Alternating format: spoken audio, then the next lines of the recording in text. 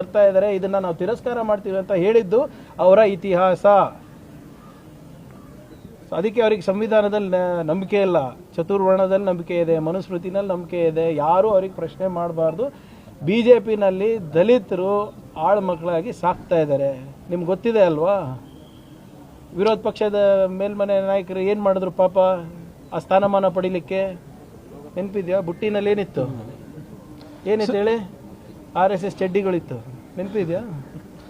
ಅವ್ರಿಗೆ ಮಾಡಿದ್ದಾರೆ. ಸಬ್ಸರ್ವಿಯೆಂಟ್ ನೇಚರ್ ಇದೆ ಅಲ್ಲಿ. ನಾವು ಸಂವಿಧಾನದಲ್ಲಿ ನಂಬಿಕೆ ಇಟ್ಟವರು, ಡಾಕ್ಟರ್ ಬಾಬಾ ಸಾಹೇಬ್ ಅಂಬೇಡ್ಕರ್ ಅವರ ಹೋರಾಟದಲ್ಲಿ ನಂಬಿಕೆ ಇಟ್ಟವರು. ಕ್ವೈಟ್ ನ್ಯಾಚುರಲಿ ಯಾವ ದಲಿತರಿಗೆ ಯಾಕೆ ಬೇಕು RSS ಅಂದರೆ ನಮ್ಗೆ ಬೇಕಾಗಿಲ್ಲ. ಅದು home minister I am asking questions, ಕೊಡಿ. ನನಗೇನು RSS ಅವಶ್ಯಕತೆ ಇಲ್ಲ. ನನ್ನ ಪ್ರಕಾರ ಈ ದೇಶಕ್ಕೂ ಇಲ್ಲ, ಸಮಾಜಕ್ಕೂ ಇಲ್ಲ. ಸರ್, ನೀಟ್ ವಿಚಾರವಾಗಿ ನೀವು ಹೇಳಿಕೆ ಕೊಟ್ಟ ನಂತರ ಈಗ MP ತೇಜಸ್ವಿ ಸೂರ್ಯ ಅವರು ಪತ್ರಿಕಾಗೋಷ್ಠಿನ ಮಾಡ್ತಿದ್ದಾರೆ. ಅದರಲ್ಲಿ ಅವರು ಕರ್ನಾಟಕ ಸರ್ಕಾರದ ಮೇಲೆ ದಯವಿಟ್ಟು ನಾಚಿಕೆ ಇರಲಾರ್ದಂಥ ಸಂಸದರಿಗೆ ನಾನೇನು ಹೇಳೋಕ್ಕಾಗೋದಿಲ್ಲ. ಪದೇ ನಾನು ಇದ್ರ ಬಗ್ಗೆ ಆಗಲೇ ಸ್ಪಷ್ಟೀಕರಣ ಕೊಟ್ಟಿದ್ದೇನೆ. 3 ಜನ ಬರೀಲಿಕ್ಕೆ ಆಗಿಲ್ಲ. ಒಬ್ಬರು ಮಾಗಡಿಯಿಂದ ಬಂದಿದ್ರು, ಇನ್ನೊಬ್ರು ಹಳೆ ಹಾಲ್ ಟಿಕೆಟ್ ತಂದಿದ್ರು. ಮೂರನೇ ವಿದ್ಯಾರ್ಥಿ ಯಾರು RT ನಗರಿಂದ ಬರ್ತಾ ಇದ್ರು. 1:15 ಡೆಡ್ಲೈನ್ ಇರುವಂಥ ಎಕ್ಸಾಮಿಗೆ 12:57ಕ್ಕೆ ಮನೆ ಬಿಟ್ಟಿದ್ದಾರೆ. ಎಷ್ಟು? 12:57. ಅದರಲ್ಲಿ ಸರ್ಕಾರದ ತಪ್ಪೇನಿದೆ? ಹೌದು, ಯಾವ ವಿದ್ಯಾರ್ಥಿನೂ ಕೂಡ ಎಕ್ಸಾಮ್ ಮಿಸ್ ಮಾಡಬಾರ್ದು.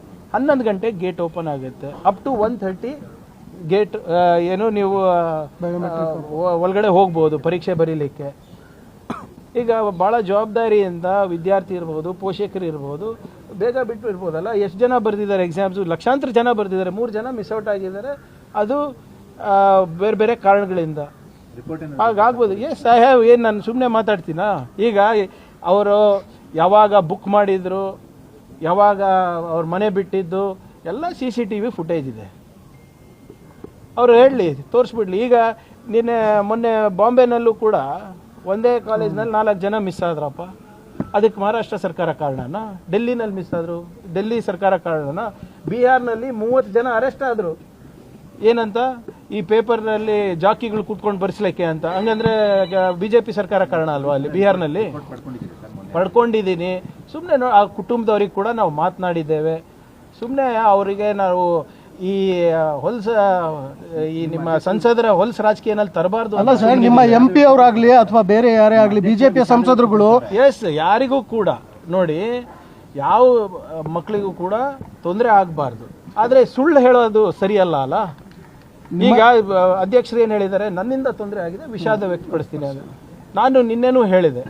ಈಗ ಹಾಲ್ ಟಿಕೆಟ್ ಹಳೆ ತಂದರೆ ನಾವೇನು ಮಾಡೋಕ್ಕಾಗ್ತದೆ ಸರ್? ಅದೇನು ಹರಿಪ್ರಸಾದ್ ಅವರ ಕಾರಣ? ಅದಕ್ಕೆ ಮನೆ ನಾನು ಲೇಟಾಗಿ ಬಿಡೋದಕ್ಕೆ ಹರಿಪ್ರಸಾದ್ ಅವರ ಕಾರಣ? ಅದಕ್ಕೆ ಈಗ ನೀವು ಮಾಗಡಿಯಿಂದ ಬಂದಾಗ ಹಲವಾರು ಜನ ಬಂದಿರ್ತಾರಲ್ಲ, ಅವ್ರು ಒಬ್ಬರೇ ಬಂದಿರ್ತಾರ ಹೇಳಿ ಆ ಬಸ್ನಲ್ಲಿ? ಅಲ್ಲ ಸರ್, ನೀಟ್ ಪತ್ರಿಕೆಗಳು ಲೀಕ್ ಆದಾಗ ಮಾತಾಡ್ದಿರೋ ಸಂಸದರುಗಳು ಈಗ ಸಾಕಷ್ಟು ನಿಮ್ಮನ್ನ ಅಟ್ಯಾಕ್ ಮಾಡ್ತಿದ್ದಾರೆ. ಯಾರಿದ್ದಾರೆ ಅವ್ರ ಕೆಲಸ ನೋಡಪ್ಪ. ಒಂದು ಹೇಳ್ಬಿಡ್ತೀನಿ ಭಾಳ ಸ್ಪಷ್ಟವಾಗಿ, ನನ್ನ ಹೆಸರು ತಗೊಂಡಿಲ್ಲ ಅಂದರೆ BJP ಸಂಸದರಿಗೆ, ಶಾಸಕರಿಗೆ ಅಲ್ಲಿ ಅವರಿಗೆ ಪ್ರಮೋಷನ್ ಇಲ್ಲ, ತಿಳ್ಕೊಳ್ಳಿ. ಎಷ್ಟವರು ನನ್ನ ಹೆಸರು ಪ್ರತಿಪಾದನೆ ಮಾಡ್ತಾರೆ, ಜಪ ಮಾಡ್ತಾರೆ, ಆವಾಗ ಮಾತ್ರ ಅವರಿಗೆ ಪ್ರಮೋಷನ್. ಇಲ್ಲಿದ್ರೆ ಅವರಿಗೆ ರಾತ್ರಿ ನಿದ್ದೆನೂ ಬರೋದಿಲ್ಲ, ಮನೆ ಒಳಗಡೆನೂ ಬಿಡೋದಿಲ್ಲ, BJP ಕಚೇರಿನಲ್ಲೂ ಬಿಡೋದಿಲ್ಲ, RSS ಕಚೇರಿನಲ್ಲೂ ಬಿಡೋದಿಲ್ಲ. ಲಾಜಿಕಲ್ಲಾಗಿ ಎಕ್ಸ್ಪ್ಲೇನ್ ಮಾಡಿ. ಇವತ್ತು ಮಾಡ್ತಾ ಇದ್ದಾರೆ ಪ್ರೆಸ್ ಮೀಟು, ಅವ್ರ ಹತ್ರ ಏನು ದಾಖಲೆ ಇದೆ? ನಾನು CCTV ಫುಟೇಜ್ ರಿಲೀಸ್ ಮಾಡಲಾ?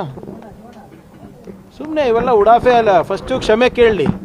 ಈಗ ದಿಸ್ ಈಸ್ ಅ ಎಕ್ಸಾಮ್, ಒಪ್ತೀರಾ ಎಲ್ಲರೂ? Exam why was there a necessary for exam? ನಿಮ್ಮ ಯೋಗ್ಯತೆಗೆ ಒಂದು ಎಕ್ಸಾಮ್ ನಡ್ಸೋಕ್ಕಾಗಿಲ್ಲ. ವಾಯುಸೇನೆ, ನೌಕಾಸೇನೆ, ಬೇರೆ ಬೇರೆ ಸೇನೆಗಳು ಬೇಕಾಗಿತ್ತು ನಿಮ್ಗೆ ಪೇಪರ್ ತರಲಿಕ್ಕೆ. ನಿಮ್ಮ ವೈಫಲ್ಯತೆಯಿಂದ ಇವತ್ತು ಎಕ್ಸಾಮ್ ಆಗಿರೋದು. ಫಸ್ಟು ಎಕ್ಸಾಮ್ ಯಾಕೆ ಮೊದಲನೇ ಎಕ್ಸಾಮ್ನಲ್ಲಿ ಪೇಪರ್ ಲೀಕ್ ಯಾಕಾಯಿತು ಅದ್ರ ಬಗ್ಗೆ ಬಹಿರಂಗವಾಗಿ ಮಾತಾಡಲಿ ಅವರು. ಅದ್ರ ಬಗ್ಗೆ ಕ್ಷಮೆ ಕೇಳಲಿ ಫಸ್ಟು. ಸರ್, ಕ್ರಾಸ್ ವೋಟಿಂಗಲ್ಲಿ ಧರ್ಮಸ್ಥಳಕ್ಕೆ ಹೋಗ್ತಿರೋರು ಇವತ್ತು BJP ಹೈಕಮಾಂಡ್ ಲೀಡರ್ಸನ್ನು ಮೀಟ್ ಮಾಡಕ್ಕೆ ಹೋಗಿದ್ದಾರೆ, ಅಶೋಕ್ ಅವರು ಮತ್ತು ವಿಜೇಂದ್ರ ಅವರು. ಧರ್ಮಸ್ಥಳ ಹೋಗೋರು ಡೆಲ್ಲಿಗೆ ಯಾಕೆ ಹೋದ್ರು? ಯಾವುದೇ ಸುದ್ದಿಯ ಅಪ್ಡೇಟ್ ಅನ್ನ ಮಿಸ್ ಮಾಡ್ಕೊಳ್ಬಾರ್ದು ಅಂದ್ರೆ ಈಗ್ಲೇ ಒನ್ ಇಂಡಿಯಾವನ್ನ ಸಬ್ಸ್ಕ್ರೈಬ್ ಮಾಡಿ. ನಿಮಗೆ ಬೇಕಾದ ಭಾಷೆಯಲ್ಲಿ ಎಲ್ಲಾ ಸುದ್ದಿ ತಿಳಿಬೇಕು ಅಂದ್ರೆ ಒನ್ ಇಂಡಿಯಾ ಆಪ್ ಅನ್ನ ಡೌನ್ಲೋಡ್ ಮಾಡ್ಕೊಳ್ಳಿ.